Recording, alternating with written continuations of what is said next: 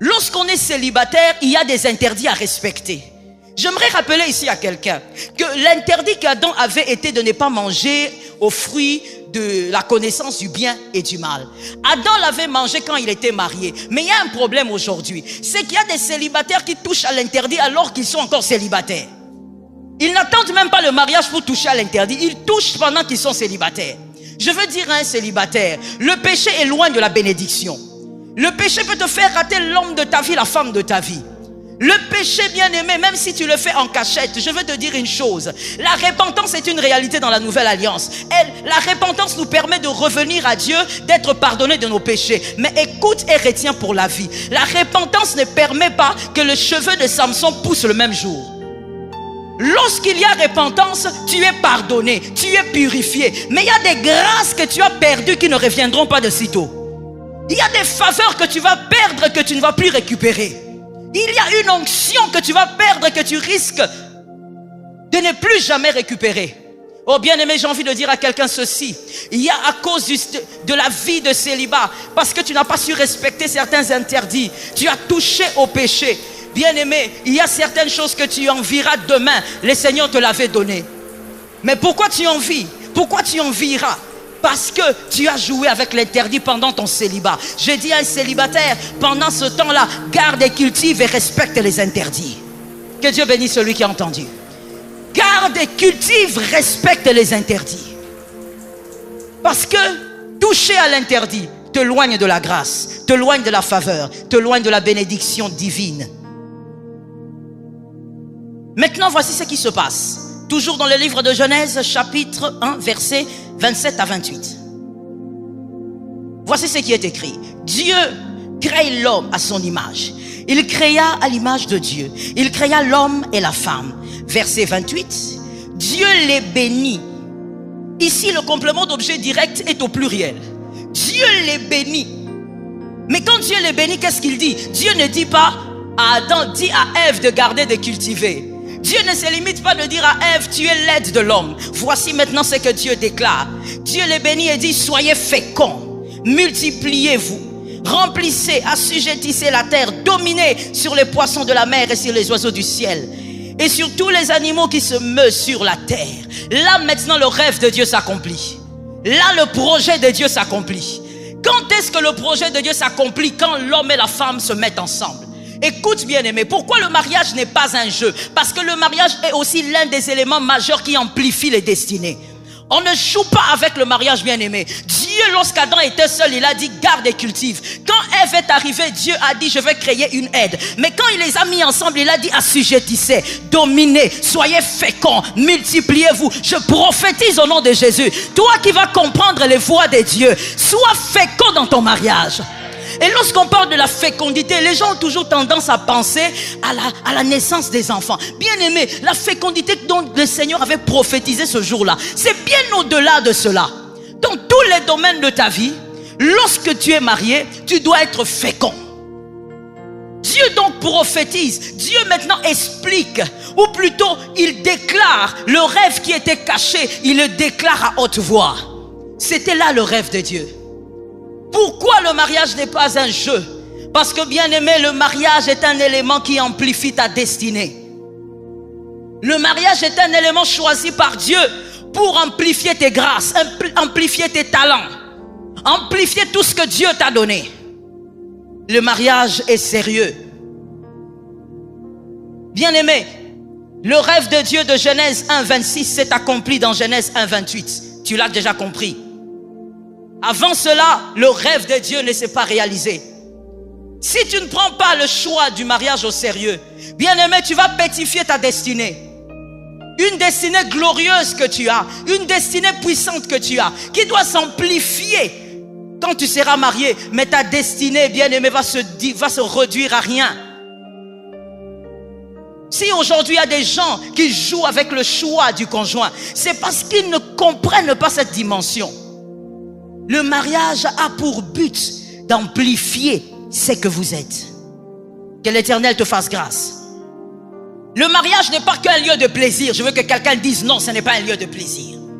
Le mariage est un lieu de construction. Le mariage, ce n'est pas pour les plaisantins. Le mariage, c'est pour les bâtisseurs.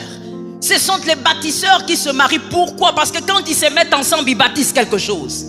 Quand ils se mettent ensemble, leur destinée est amplifiée. Quand ils se mettent ensemble, on voit ce qu'on ne voyait pas chez l'homme arriver, ce qu'on ne voyait pas chez la femme arriver. On voit tout ce que le Seigneur a posé en train de fleurir. Le mariage est le lieu qui doit amplifier tout ce que tu as. Voilà pourquoi le diable est en train de travailler tous les jours pour distraire la jeunesse. Mais au nom de Jésus, toi, je crois que le diable t'a déjà raté. Alors je bénis celui qui a dit Amen. Le diable t'a déjà raté. Il est important que lorsque tu te maries, que cet homme, cette femme fasse de toi un dominateur. Que tu domines sur toutes les choses sur lesquelles tu es censé dominer sur terre. Il est important que ton conjoint, ta conjointe, t'amène à la multiplication dans tous les domaines de ta vie. Il faut sortir, bien aimé, de ces choses-là. Où quand quelqu'un se marie, on regarde, on dit tu as grossi. Quand tu grossis, c'est ce qui est bien.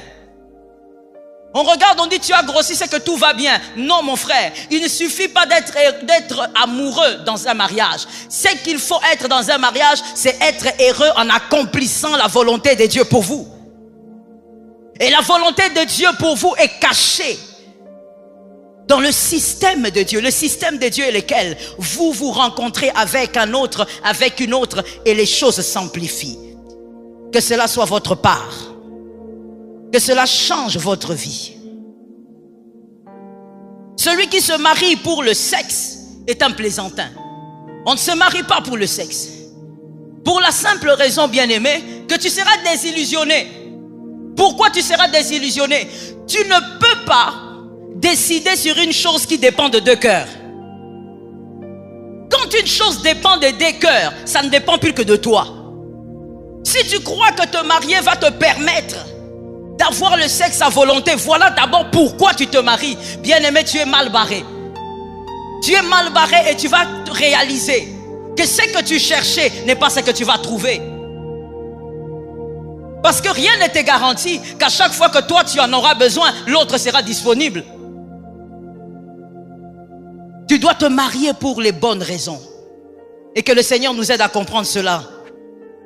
Ne te marie pas non plus à cause de la solitude. Ne te marie pas pour combler la solitude. Il y a quelque chose que j'aime ici. Ne te marie pas pour combler ta solitude. Ne dis pas, je me sens seul alors je veux me marier. Écoute frère, il y a quelqu'un qui a fait ça avant toi. Il s'appelle Adam. Adam, lui, il a recherché une femme parce que la Bible dit bien qu'il s'était senti seul lorsqu'il a vu tous les animaux. Mais regardez ce qui se passe. Lorsqu'Adam pense que Ève va combler sa solitude, Ève aussi a une autre manière de combler sa solitude, c'est de causer avec le serpent. Celui que toi tu vas épouser pour combler ta solitude aura aussi sa manière de combler sa solitude. Fais attention. Ce sont des mauvaises raisons. Et d'ailleurs, celui qui se marie pour combler sa solitude est un égocentrique. Tu dois guérir de ça. C'est un danger.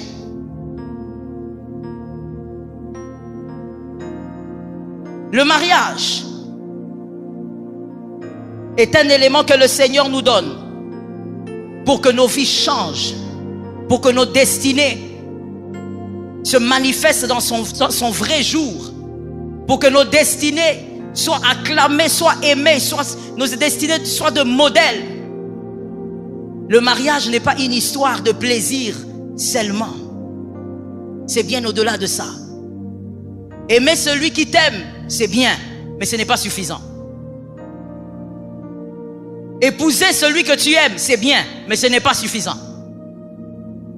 Parce que le mariage n'est pas seulement un lieu d'amour, c'est un lieu aussi de construction. Que quelqu'un me dise construction. Regardez ce qui se passe dans Genèse 2, 23. Genèse 2, 23. Avant de lire, j'aimerais te dire une chose. Pour bien se marier, je vais te le dire d'emblée, pour bien te marier, tu dois te focaliser sur l'essentiel. Si tu ne te focalises pas sur l'essentiel, tu as déjà mal commencé. Et donc la fin sera très mauvaise. Genèse 2, 23. Et l'homme dit, voici cette fois celle qui est os de mes os et chair de ma chair, on l'appellera femme, parce qu'elle a été prise de l'homme. Je reprends. Et l'homme dit, voici cette fois celle qui est os de mes os et chair de ma chair. On l'appellera femme parce qu'elle a été prise de l'homme. Écoute-moi mon frère, ma soeur, écoute-moi tellement bien que oublie celui qui est à tes côtés. On ne choisit pas d'abord la chair, on choisit d'abord les os. On ne choisit pas d'abord la chair, on choisit d'abord les os. Adam a commencé par parler des os avant de parler de la chair. Les os sont ceux qui forment le squelette humain. Sans ce squelette humain, il n'y a pas de place pour la chair. Donc, les os sont importants. Bien plus que la chair. Même si la chair aussi est importante. Suivez bien l'équilibre. Même si la chair est importante, mais il n'y a pas de chair sans les os. Mais il peut avoir des os sans chair. Il capte ça. Ce qui nous permet donc de comprendre ceci. Avant de te focaliser sur l'extérieur, tu dois d'abord te focaliser sur l'intérieur. Adam lui-même a fait comprendre. Des fois quand on lit ça, on pense seulement au poème. C'est le poème du mariage. C'est tout un enseignement. Et c'est un conseil qui demeure jusqu'aujourd'hui. Adam a parlé à des générations. Regarde d'abord l'intérieur avant de regarder l'extérieur. Tu veux bien te marier et ne pas considérer le mariage comme un jeu. Voici l'objet de ton focus, l'intérieur, les valeurs intrinsèques. Avant de regarder la beauté de la femme, regarde d'abord ce qu'il y a dedans. Je veux que quelqu'un dise à son voisin, tiens compte de ce qu'il y a dedans. Ce qu'il y a dans ta femme, ce qu'il y a dans ton mari, détermine ce que tu seras demain. Ce qu'il y a dans ta fiancée, ce qu'il y a dans ton fiancé, détermine là où tu vas. Il y a certaines personnes bien aimées, on n'a même pas besoin de leur dire, ce couple ici de fiancés, vous irez loin. Non, on écoute seulement ce que l'homme est capable de présenter, ce qu'il y a à l'intérieur de lui. On écoute la femme, on comprend que ce couple ira loin, même si aujourd'hui ils n'ont rien. Mais il y a certaines personnes qui prennent à la légère ces choses. Focaliser sur l'extérieur. Bien aimé, si tu te focalises sur l'extérieur, tu prendras une chose qui sera belle aujourd'hui, mais tu ne sais pas ce qu'elle sera demain. Mais ce qui est sûr, ce qu'il y a à l'intérieur de cette personne te détruira. La jeunesse d'aujourd'hui se focalise sur la beauté. C'est pas mauvais. C'est pas mauvais d'aimer la beauté, mais c'est mauvais de se focaliser sur la beauté. Merci pour toi qui as dit amen. Tu peux regarder une femme bien aimée, il y a des choses discutables, des critères discutables et des critères non discutables. Il y a des critères qui se négocient, il y a des critères qui ne se négocient pas. Dis-le à ton frère pour moi. Il y a des critères qui ne se négocient pas. Le critère extérieur, tu voulais épouser une femme de 80 kilos, tu voulais épouser un homme d'1m80, bien aimé, ça se discute. Ah, je comprends ton regard. Mais je veux parler. Même si tu regardes comme tu regardes là, je veux toujours parler. Tu voulais épouser un homme d'1m70. Ce sont des critères discutables. Tu voulais épouser une femme sombre. Ce sont des critères discutables. Mais les critères indiscutables sont les valeurs intrinsèques. Une femme qui est impolie, qui est arrogante, qui va même insulter ton père, ce ne sont pas des critères discutables. Les valeurs intrinsèques, c'est ce qui fait même la personnalité de l'homme, la personnalité de la femme. Ce qui sort de sa bouche, c'est ce qu'elle est, c'est ce qu'il est. Et ce qu'il est fera de toi ce que tu seras. Si tu ne tiens pas compte de ce qui sort de sa bouche, donc de ce qu'il est, bien-aimé, tu as déjà vendu ton avenir. Je répète ça. Si tu ne tiens pas compte de ce que est ta femme, de ce que est ton mari, c'est-à-dire de ce qui sort de sa bouche, tu as déjà vendu ton futur. La jeunesse d'aujourd'hui court derrière le corps acoustique. Frère, l'acoustique ne fera pas de toi l'homme que Dieu veut que tu sois. C'est ça la vérité. La jeunesse d'aujourd'hui court derrière les hommes grands, tablettes de chocolat. Je sais que tu es là, ma soeur, tu aimes ça. Je sais, je n'ai pas besoin de prophétie pour ça. Les tablettes de chocolat ne permettront pas que les grâces qui sont en toi sortent et bénissent les hommes. Si ça peut le faire, gloire à Dieu. Mais d'abord, les valeurs intrinsèques. Ce sont ces choses qui feront de toi l'homme que tu dois devenir selon Dieu. La femme que tu dois devenir selon Dieu.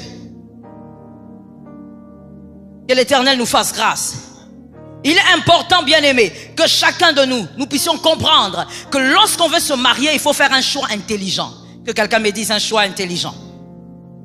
Un choix intelligent consiste à choisir une personne qui pourra vous rendre heureux et ensuite qui pourra vous permettre de réaliser le plan de Dieu pour vous. La priorité donc sont les valeurs intrinsèques.